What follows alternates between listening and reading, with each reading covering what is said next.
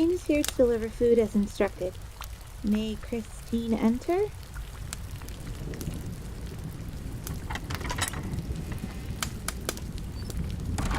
Good afternoon, miss. I'm well. My name is, you may call me Christine if it pleases you. You are correct. Christine and Miss have not yet been acquainted. Although a Volkenheim servant, Christine does not often work within this household. Christine has been instructed by her master to assist the Volkenheim castle servants in their daily duties while her master is indisposed. What? No! Master Sylas does not own Christine. Was Miss not listening? Christine just explained that she does not work within this household. So how then would she belong to Master Sylas or Mistress Lilibet? No, Christine belongs to the prestigious firstborn son of the Volkenheim family, Master Krollien Nova Volkenheim.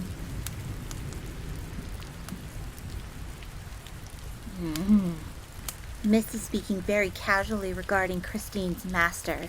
Miss would do well to remember that while Master Krollien is not at all like his younger brother, Master Sylas, he is still a very influential member of the Volkenheim house and carries with him not only all of the duties and responsibilities of the Volkenheim family name, but is also easily the wealthiest and most successful of all of Lady Elsinia's esteemed children.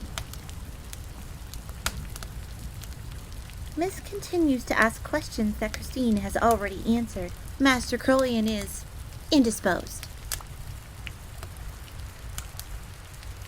No. Master Krollien is not away on business or anything of that sort like Master Sylas. No, nothing so urgent. Master Krollien is just indisposed is all. If Miss must know, Christine's master is napping. Christine said that Master Krollien is napping. Yes, napping. Well, Master told Christine that while it is raining, he would like to get some genuine peace and quiet for once since arriving here at Castle Volkenheim, and would like to nap on the bed in his personal carriage, alone.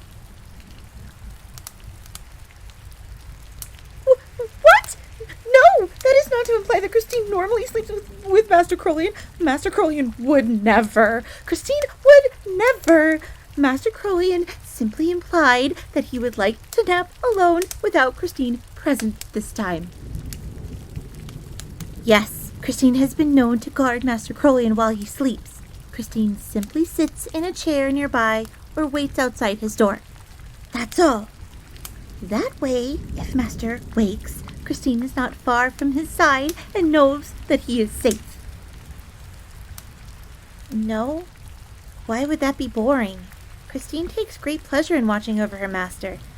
And seeing Master Krollien so relaxed and serene, it puts Christine at ease. Besides, Christine is Master Krollien's head servant after all. Where else should Christine be than at her master's side when he is at his most vulnerable? No, not that Master Krollien is ever vulnerable. Christine would never say something so demeaning about her master. Christine only meant that, well, Christine sees that misunderstands what she means. Oh, right. As Christine was saying, Master Krollien tasked her with helping out the servants around the castle while he is resting. So off Christine went. Before Christine knew it, she had stumbled into the kitchen where she was ordered to bring Master Sylas's ward her lunch and to spend time with her whilst she ate.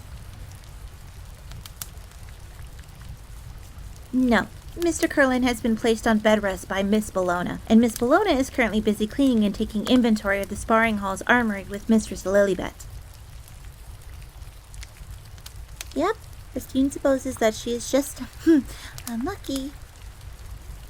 Huh? Christine just said that Miss will have to settle for Christine's company in the meantime. Until Miss is done eating, that is. So, eat up!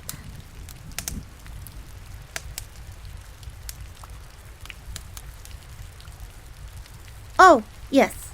The food. Here. For lunch, the kitchen has prepared Miss an old country-style goulash of beef, carrots, and potatoes with 2 slices of fresh sheepherder's bread, each topped with whipped honey butter. To drink, Miss will be having sun tea with lemon. Enjoy.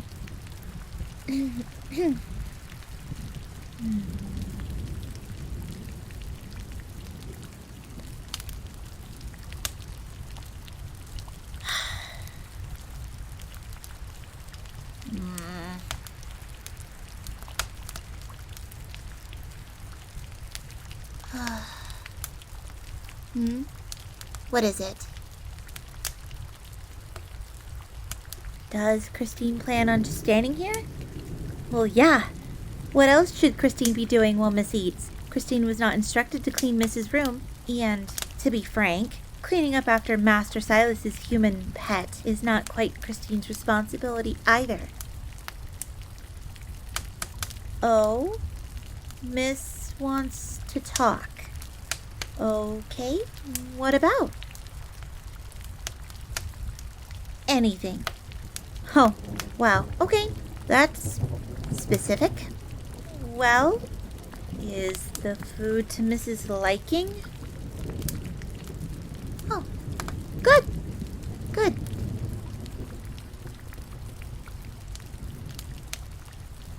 Oh, yes, sheepherder's bread is notoriously sweet. Christine is surprised that Miss has never heard of it before.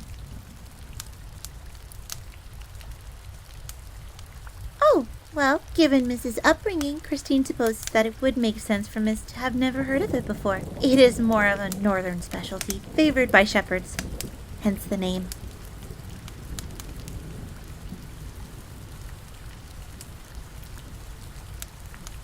Is Miss cold? Does Miss want Christine to close the window? These summer monsoons can be quite windy. Maybe later. Okay. Okay.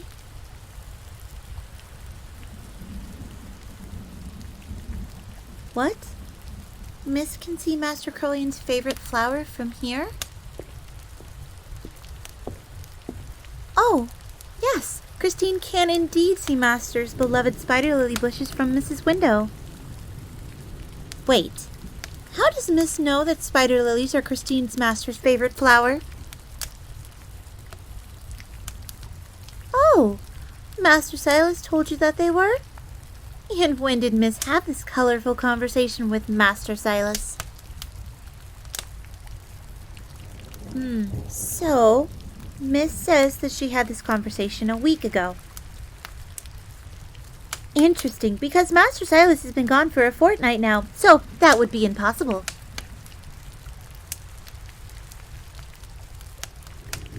Oh, so Miss is saying that she was wrong on the time? That it was 2 weeks ago. Christine knows that you are lying. Christine can hear your heart racing. Christine can smell your perspiration. Christine knows that you are attempting to hide something about her master, and as Master Krollien's personal servant, Christine will not tolerate it. Christine knows that, for your well-being, you have only been allowed in the gardens while Lady Elsinia is away with Master Sylas. Besides, Christine saw you, and there was nobody else in the garden with you that day. Was there? Well, was there? Wait. When Christine was laundering Master's clothes last night, she thought she detected the faint scent of grass on them, which Christine found peculiar considering Master Krollien abhors dirt. There is only one place Master Krollien would consider laying down in the grass willingly. You and Master Krollien were... No! It can't be! You are the reason that Master Krollien avoided Christine and his checkbooks? No! Christine will not hold on! Christine was sick with worry when she could not find any trace of her master.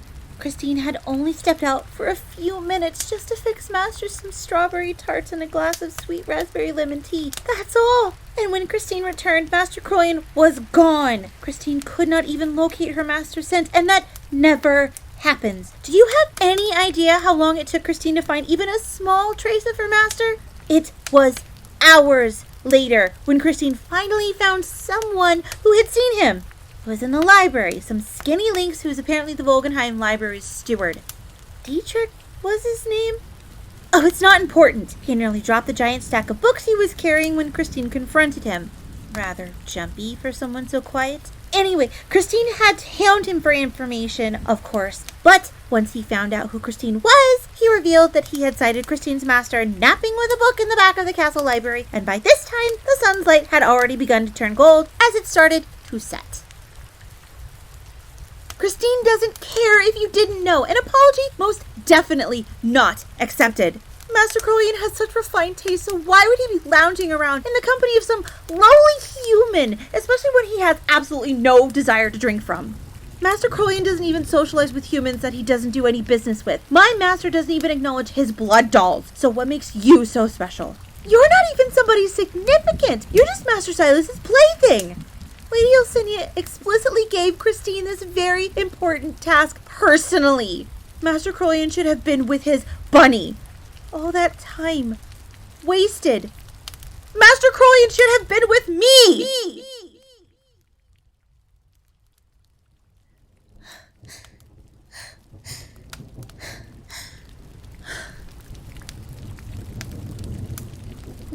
What?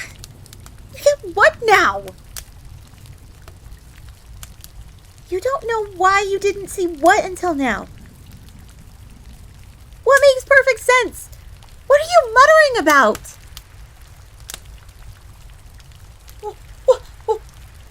What? Christina's not in love with Master Krollien? This is being ridiculous.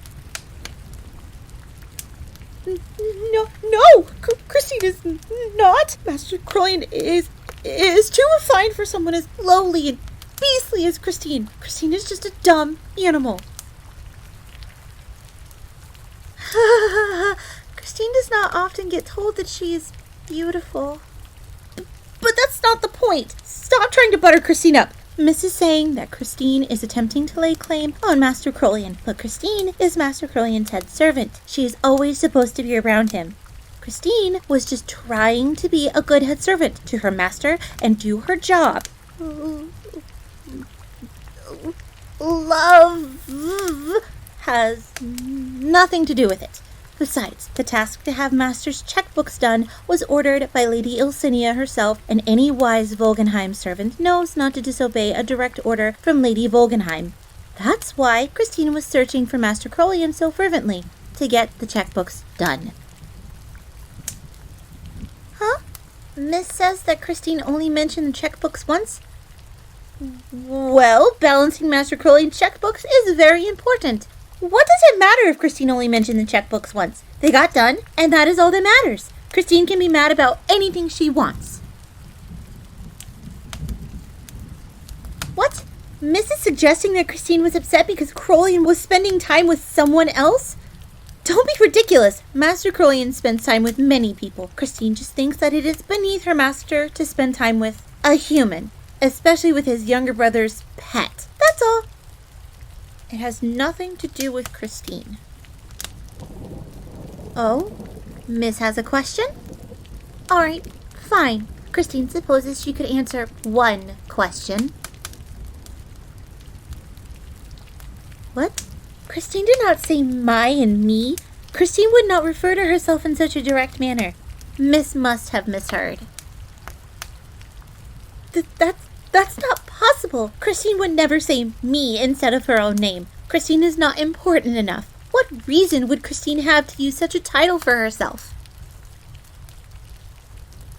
No, your Miss is trying to paint Christina as someone who...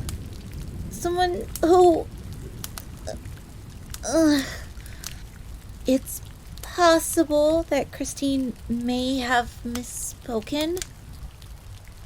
Master Krollien is all Christine has ever known, so Christine could not help but be frightened when she could not find him after searching for so long.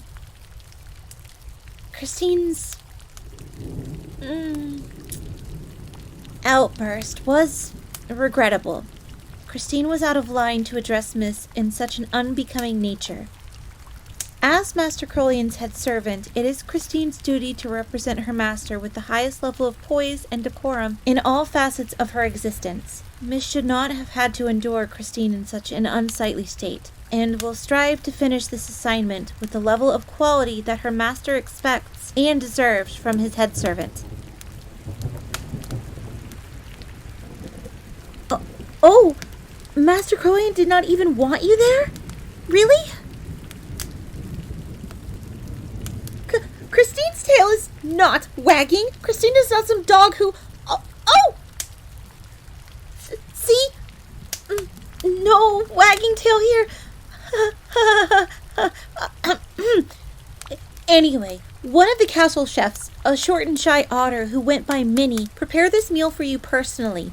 Christine cannot tell if she kept fiddling with her knives and her apron because she was nervous of Christine, or if that is just her way. But she worked very quickly and skillfully, so it would be a shame for it not to be enjoyed while still warm.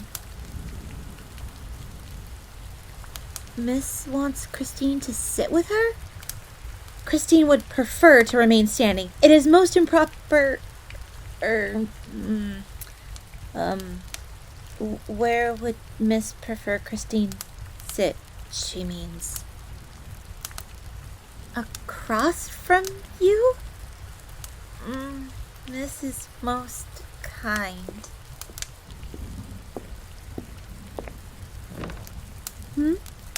Miss wants to hear about Christine's life? Which part would Miss like to hear about first? When Christine met Master Krollien? Oh, well, Christine doesn't really remember much of her life before becoming Master Krollien's. Christine doesn't remember who her parents were, or even their names. Christine's earliest memories were of being cold and alone before finding Castle Wolgenheim. Christine's life was difficult. She had to forage a lot for anything safe to eat. Christine ate a pretty red berry once that she thought was safe. She thought that it tasted good, but after eating a few more, Christine began to grow very sick. Christine won't go into the gruesome details, but it was bad. Christine stayed in the forest for several years. She was fairly wild, a dirty little runt. Christine didn't like being out in the woods by herself, so she followed the sounds of people whenever she heard them. Some people ignored her, some people were afraid. Some tried to take her home, but Christine didn't want to go home with them. She was no one's pet. Not like Miss Christine means. Anyway, eventually, Christine wanted to find somewhere to call home. Home for Christine for a while was just little burrows that she would dig herself.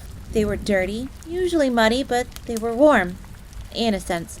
That night that Christine came to Castle Wolgenheim, it was raining hard.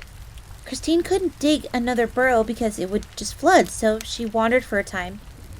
Wet, cold, until she ran into something she had never run into before. A stone wall. It gave Christine a good knock, but after feeling her way around for a while, Christine came upon an open wrought iron gate. Since it was open, Christine thought that it would be okay for her to go inside. There, she found the front steps of the castle and took refuge from the rain beneath the roof that extended over the steps and entryway. Christine didn't care where she laid down. All she knew was that it was dry.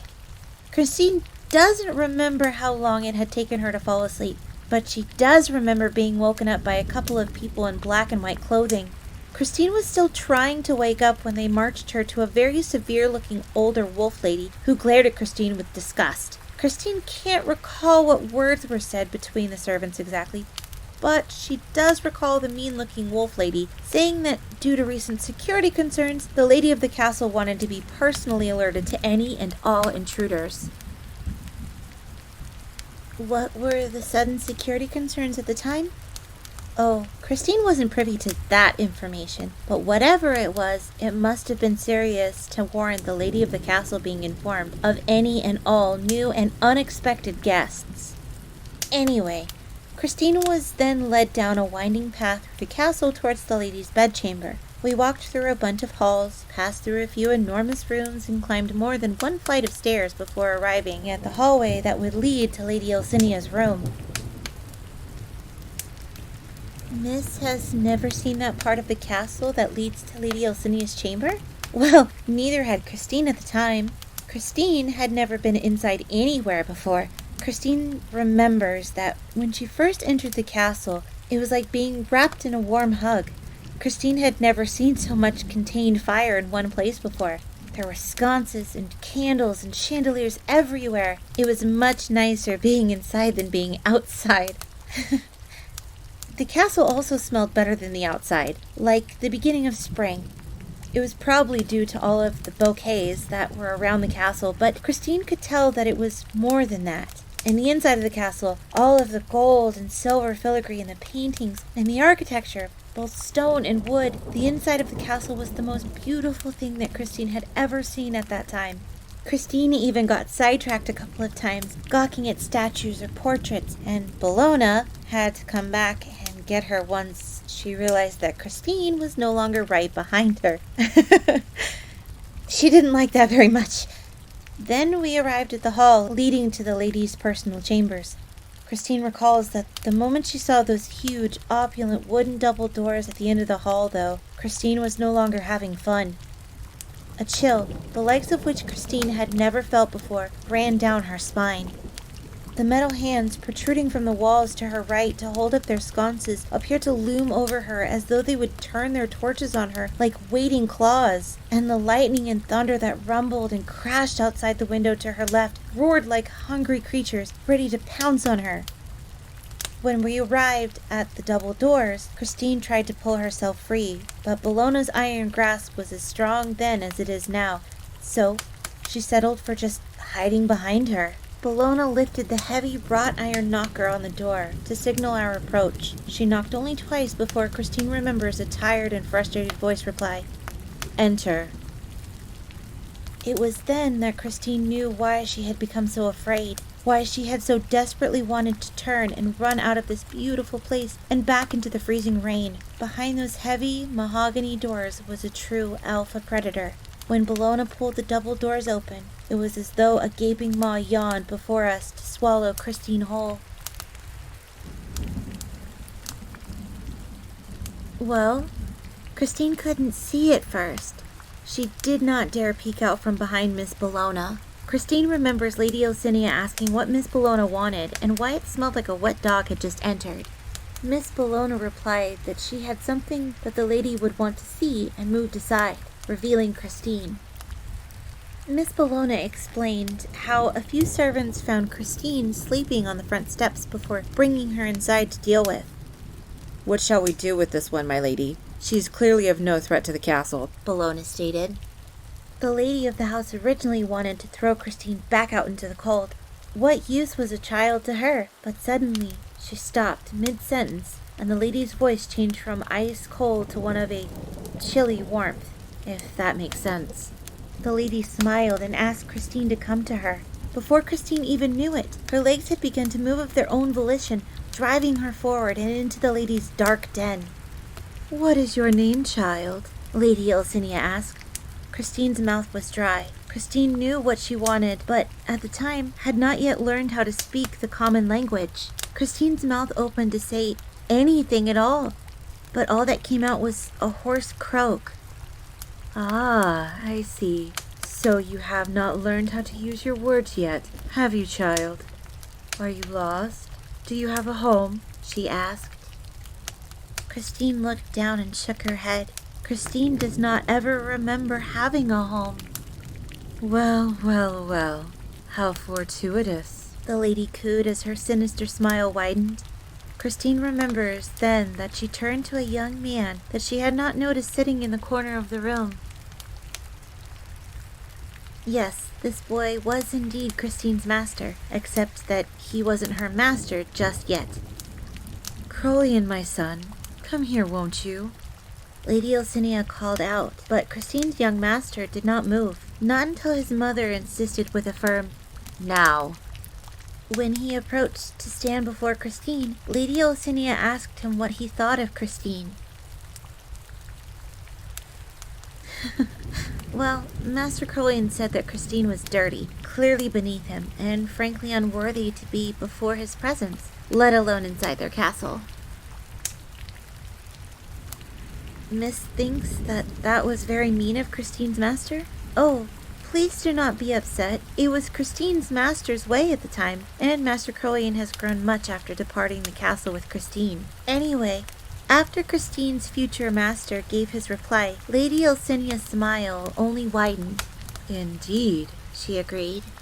this dirty, lowly, pitiful ragamuffin is exactly as you described, which is what makes her so perfect for you. You have gallivanted too long with my money, never taking any accountability for your actions. If you insist on moving out of the castle, then it is high time that you learned a very harsh lesson, my eldest son. It is time you learned responsibility, and this thing will be my instrument to teach you that, She said.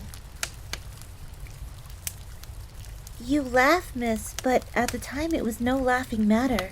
Christine's young master turned even paler than his fair complexion already was, and his jaw fell agape. But before he could answer, Lady Ilsinia stood and held up her hand in silence. This little cur will be provided all of the proper training to become a legitimate maid of House Volgenheim, after which she will fall under your care. You are to keep her alive and out of serious harm's way at all costs, or else you will be cut off for good. And not just from the family treasury, but from all other support as well. Say hello, my son, to your first and only personal head servant. With that, Lady Ilsinia departed her chambers, rubbing Christine's head sweetly as she passed before wiping her hand clean on Miss Ballona's apron. Christine's not yet master ran after Lady Ilsinia, of course. Christine does not blame him, though. No one had ever wanted Christine before. That is it.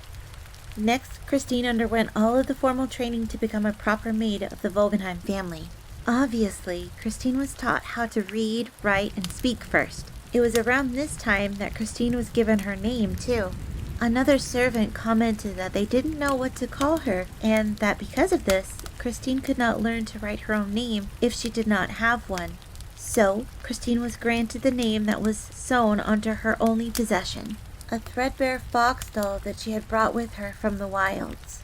The name Christine was sewn onto its belly in vermilion thread, so they reasoned that it had to be Christine's name. Christine had no idea. It had always been there, but Christine had never known what it said. Christine just found it left behind, lying in the abandoned camp of a traveling caravan of thespians.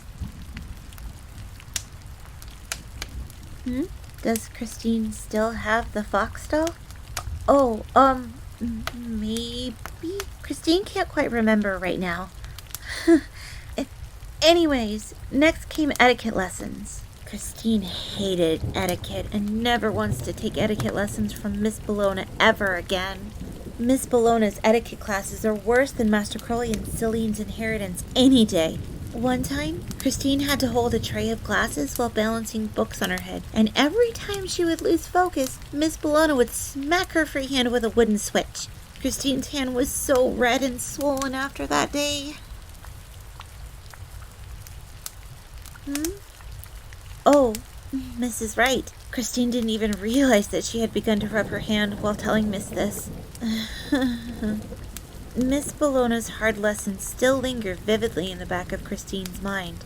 Anyway, Christine went through a lot of training before she could be an official Volgenheim head servant. She was taught the proper way to clean, how to keep track of her master's itinerary, manners, and poise, even how to stand and where to keep her hands when she wasn't doing any of that.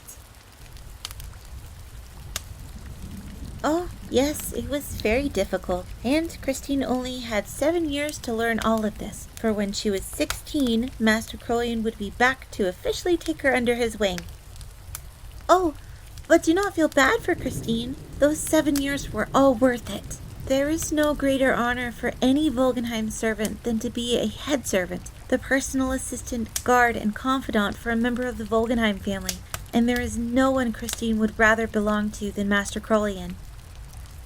Speaking of, Christine still got to see her young master from time to time while she was still undergoing training. Although Master Krollien was not always home, he would still come back to the castle every once in a while, mostly to speak to Lady Elsinia. As Christine understands it, Master Krollien was fond of spending a lot of his time at fancy taverns and casinos and would only ever return home when he needed something. Well, no, Christine's future master never came by to visit her, but at the time, Master Krollien was still very reluctant to take a head servant. Master Krollien did surprise Christine, though, right before the end of her training. Yep, Christine was all set to take her final lessons, combat and weapons training, which would be conducted by Master Krollien's younger sister, Mistress Lilibet. The morning that her training was due to begin, Master Krollien arrived to train Christine himself. Oh yes, he told Mistress Lilibet that he would be conducting his head servant's training personally. When Christine heard Master Krollien say that Christine was his, well, it made her heart skip a beat. No, Master Krollien chose to train Christine in the woods behind the castle instead. Master Krollien preferred the privacy and did not want us to be interrupted. Master Krollien taught Christine how to use her smaller frame to her advantage and honed her natural predatory instincts. What does that mean? Well, basically it means that Christine is very fast. Christine is not the strongest, nor is she the tallest or heaviest. So, Christine must rely on her speed, agility, lightning reflexes, and acute senses to aid her in combat. Christine also knows how to use her opponent's own size against them, which comes in handy for dealing with some of the hired brutes that Christine and her master sometimes encounter when dealing with Master Krollien's less well-mannered clients. But that is a story for another time. Next came weapons training. Christine tried everything. Warhammers, pikes, swords, whips, even slingshots. But Christine took to knives like no other. Oh, Miss wants to know why knives? Well, yes, Miss is correct. A sword offers more reach than a knife, and a warhammer definitely applies more destructive force, but consider this if Miss may entertain Christine for a moment. If Christine's greatest strength in combat is her speed, then would a heavier weapon like a warhammer or a sword really be more beneficial? Then what about the slingshot or maybe even a bow, Miss asks? Both are excellent choices in the right hands. But what is Christine to do if she runs out of ammo? And how can Christine protect her master if an enemy is attempting to close in on her master, and Christine must be at a distance to shoot? A head servant must always be by their master's side after all. See? Now Miss understands. Christine has found the knife to be the ideal weapon for her. A knife can be wielded in one hand for agility or in two hands for additional strength. You can wield multiple at a time without being encumbered. The knife can be thrown, then just as easily thrown again once it is retrieved. And knives are effortlessly concealable, allowing for Christine to carry a great many of them beneath her uniform. Why, on Christine alone she carries 2 larger knives in scabbards along her forearms that she can easily slip into her hands, 1 smaller knife in a sheath that rests between her bosom, 2 thicker knives in twin sheaths above her tailbone, hidden beneath the bow of her apron, 4 throwing knives above each of her knees, 2 long knives with scabbards attached to the side of each of her thighs, a small push knife that slots into the back of each of her shoes to rest against the arch of them between the balls of her feet and her heels, 1 spring-loaded knife that pops out of the toe of each of her shoes, a needle knife that Christine stores as a pin in the back of her hair, and 3 medium knives that she stores in a set of scabbards harnessed between her shoulder blades beneath her uniform. Oh, is Miss surprised? A testament to how talented Christine is at the art of concealment and how well crafted the armament harness that Master Krollien has made specifically for Christine. In total, the harness can hold more than double the amount that Christine is currently carrying, and much of the harness can be taken away or added back on, but any more than this and Christine's knives would become obvious. Master Krollien prefers discretion. Is it heavy? Maybe at first, but not anymore. Christine's become very used to it and never takes it off unless she has to. It's practically a part of Christine's uniform after all.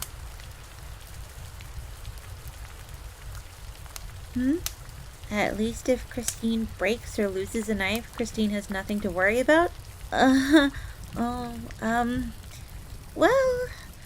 although it does happen sometimes, Christine tries very hard not to.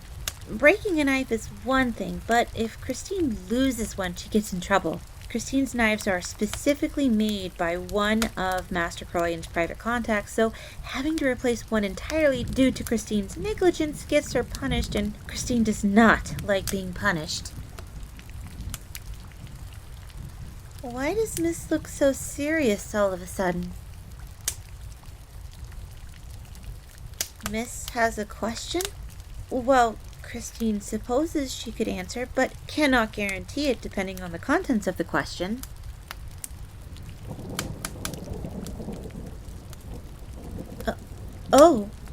Why does Christine refer to herself in third person? Is it another one of Master Krollien's punishments? Well, Christine supposes she could answer that, but first, what does third person mean? Nobody else is ever involved in Christine's punishments, only her and Master Krollien, so there is no third person.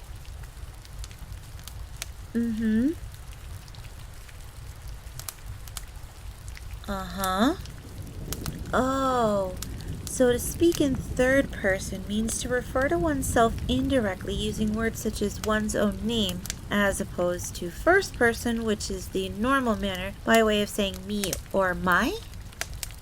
And Christine thought she told you that it was out of line for her to refer to herself in the first person like she did earlier. So let Miss and Christine not speak of that again. Anyway, no. The fact that Christine refers to herself in this third person manner is not by her master's doing. Christine decided this for herself when she was very young, before she even became Master Krollien's. His head servant. Christine chooses to speak this way of her own volition. Why? Because Christine is unworthy. Christine is unworthy to refer to herself in the first person, to grant herself such importance. Christine is lowly, and therefore referring to herself indirectly is fitting. No? Oh no! Miss has gotten the wrong idea. Christine is not unhappy, and Master Krollien makes Christine feel more important and wanted and special than Miss could ever imagine. Christine just prefers it this way. Until the time comes where something changes, this just feels right. Christine wants this. She promises. What are Master Krollien's punishments like? Christine does not know if she should say. Those times are private. Miss swears? Christine can talk about it a little bit, she guesses. Well, whenever Christine has been bad, Master Krollien punishes her. What? No! Master Krollien would never lay a hand on Christine, let alone strike her. No, Master Krollien utilizes his Celine's inheritance to deal Christine her punishment. Well, every vampire possesses a special, one-of-a-kind power that they call a Celine's inheritance. Every descendant of the 9 first vampires have them, apparently. Christine's master's is called Anguish. What does it do?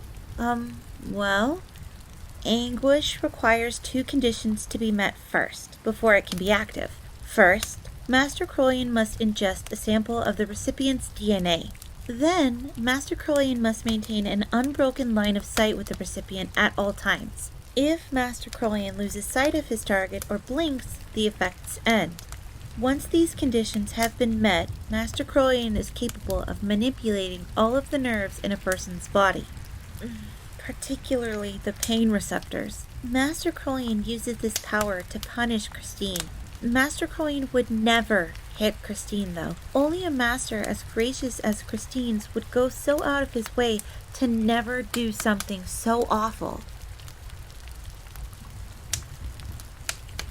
Oh, no. Master Krollien does not take Christine's blood for his Celine's inheritance by biting Christine. Christine is much too dirty for Master Krollien to drink from. Instead, Christine uses these little pipettes. See? With the press of this little pin on the end, here, the pipette sucks up a small drop of blood through the inserted needle and deposits it via an even smaller needle into the little gel bead on the inside of the pipette, here. After that, the pipette casing opens and Christine places the blood bead inside of her choker for safekeeping, here. See? This is no precious gem, but it is just as important to Christine. Miss thinks that Christine's choker is beautiful? Well, thank you. Master Krollien had it made specially just for Christine, as well as this uniform. This uniform is unlike anything else any of his other servants wear back at his villa. Anyway, wouldn't Miss like to ask about anything else? Christine cannot leave until she has finished her lunch, and talking about this is a little bit embarrassing for Christine. Oh, yes, Christine was talking about her training. Christine apologizes, Miss. As Christine was saying, it took many months before Master Krollien was satisfied with Christine's results. Over that time, Christine acquired many scars, each one of them a lesson, a fond memory of a time where Master Krollien's attention was entirely on Christine. Although many of them faded, a few remain, and they serve as important reminders of what to do and what not to do in a fight. Christine cherishes them. Oh, what? No, naming them would be impractical considering how many knives Christine has. Plus, what about the ones that Christine has broken or lost before? No, instead, Christine prefers to remember them based upon their function. Christine has throwing knives, push knives, hairpin knives, daggers, tri-daggers, serrated knives, broad knives, stilettos, tooth knives, reverse knives, even scissor blades. Of course Christine likes them. Every head servant carries a unique weapon that they are uniquely specialized in, and these are Christine's. Not only that, as Christine said, Master Krollien has all of Christine's knives forged for her specially by one of his private contacts, a very talented blacksmith, even for a human. But Christine is not at liberty to discuss that type of information with Miss. Oh? Miss wants to know what happened after Christine finished her training? Well, after Christine had officially proven herself by besting both Mr. Carlenn and Miss Ballona in a 2-on-1 fight, Mistress Lilibet had no choice but to approve her. The next morning, Christine packed up what little belongings she owned and left with Master Krollien. It was the day that Christine had been waiting for. It felt so odd knowing that just 7 years earlier, Christine had curled up in her tail for warmth on the very same doorstep that she now stood on, except this time the sun was out and shining and a gentle breeze welcomed her instead of the cold and unforgiving rain that threatened to drown her like a rat in the middle of the night so long ago. Christine can see that Miss is likely a fan of adventure stories if she wants to know this much, but Miss must eat more of her food. Christine has other things to do besides talk to Master Sylas's ward all day. Take another few spoonfuls of your food, Miss, and then Christine will continue.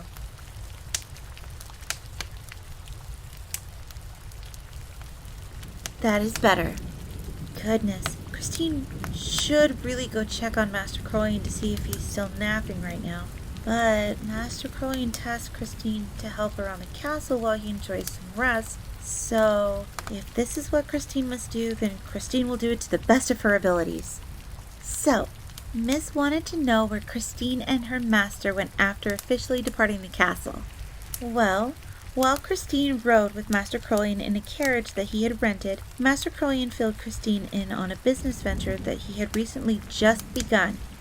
Christine dares not say too much, but the long and short of it is that Master Krollien lends money to seedy humans as a bit of an investment.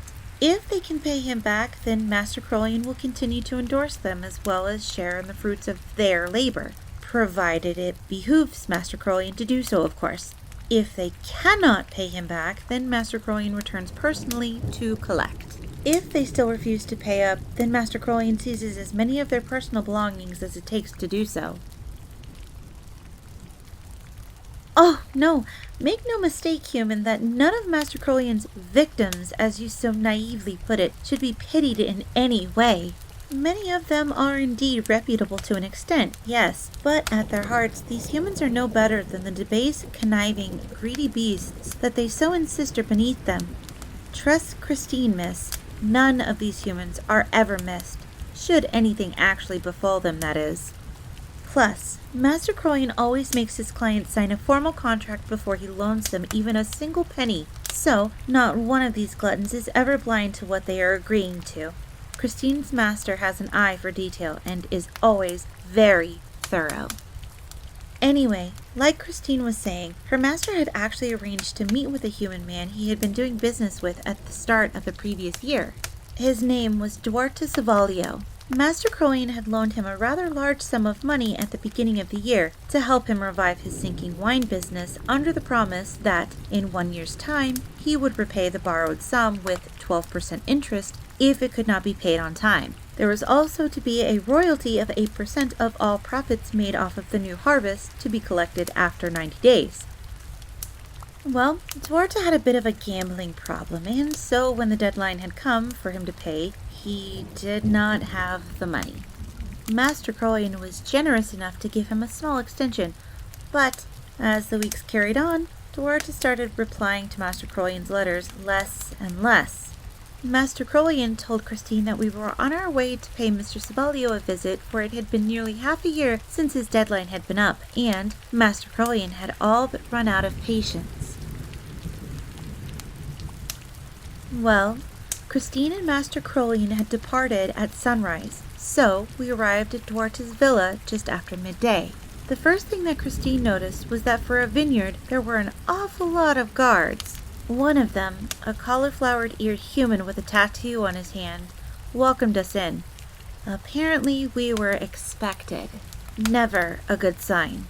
The inside of the villa was magnificent, made mostly of stuccoed brick and a polished dark wood with opulent red and gold carpets running along the floors like roadways.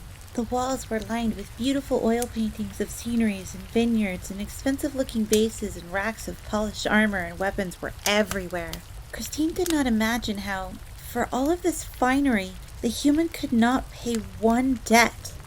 When Christine and her master finally arrived at a lavish sitting room, filled with satin couches and a rustic fireplace, Christine finally understood why her master had referred to Duarte as a fat worm during the carriage ride earlier.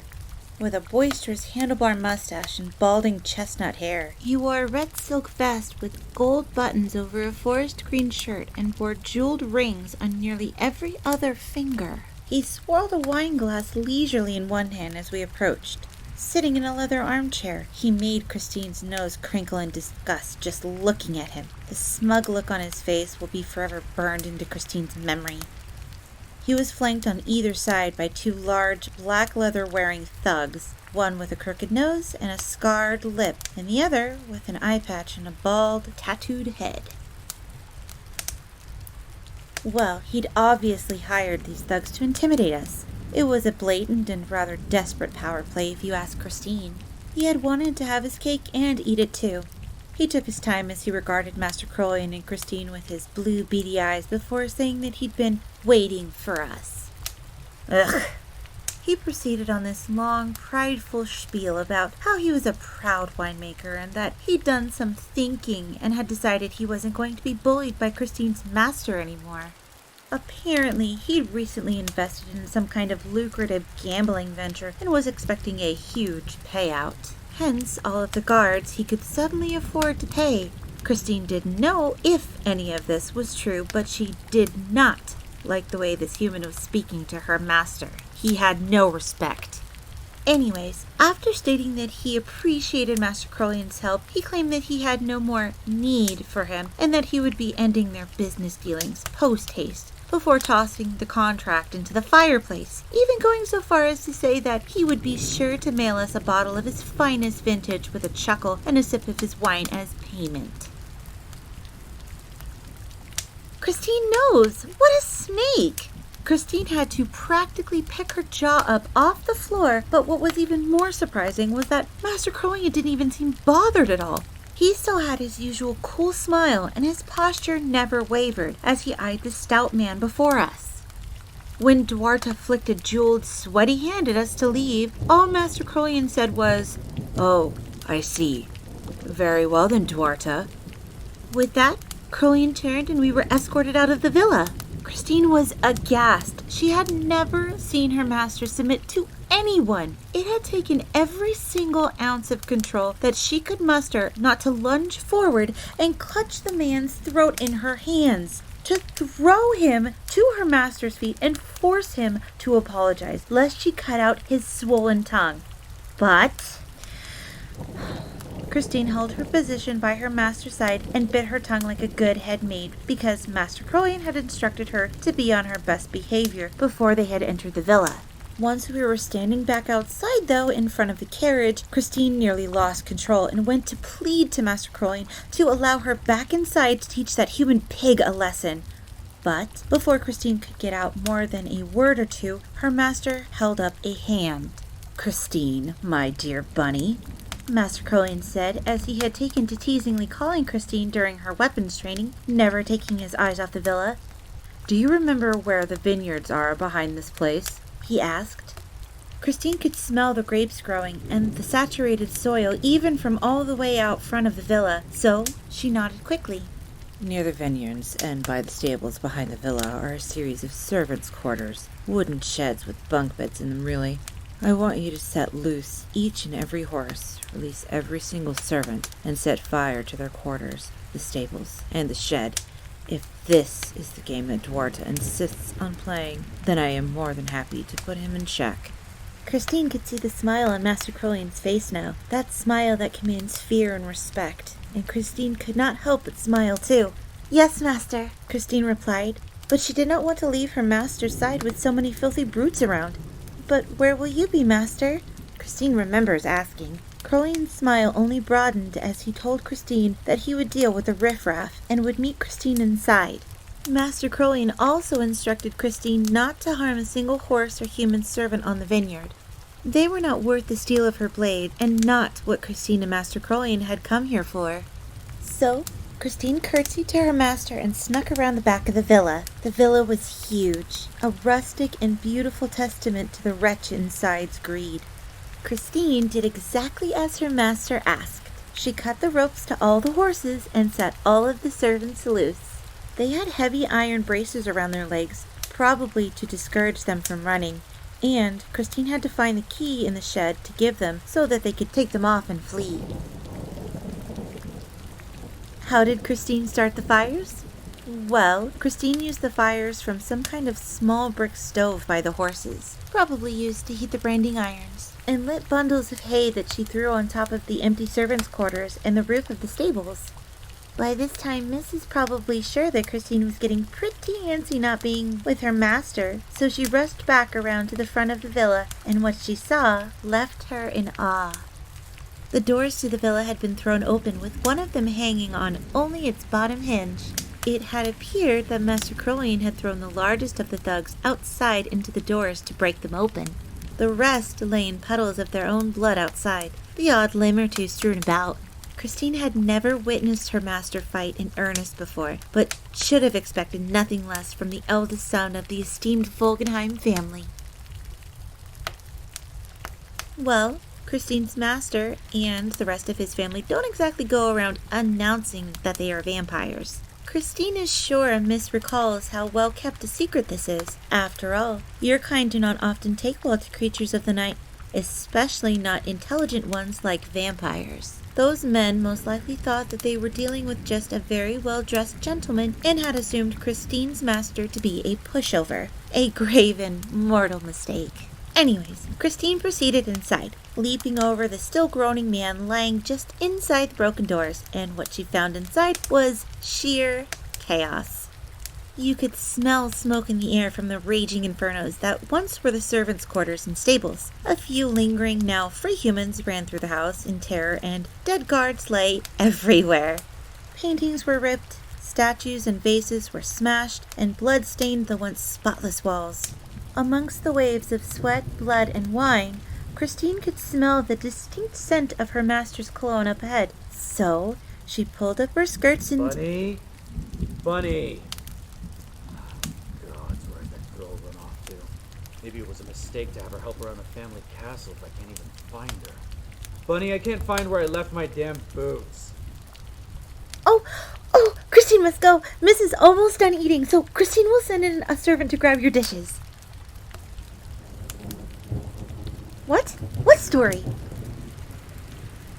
Oh, yes. Christine will return to tell Miss the rest another day permitted Master Krollien assigns her to help around the castle again. Now, Christine must go. Her master calls. Thank you for allowing Christine your company, Miss, while Miss enjoyed her lunch. Farewell.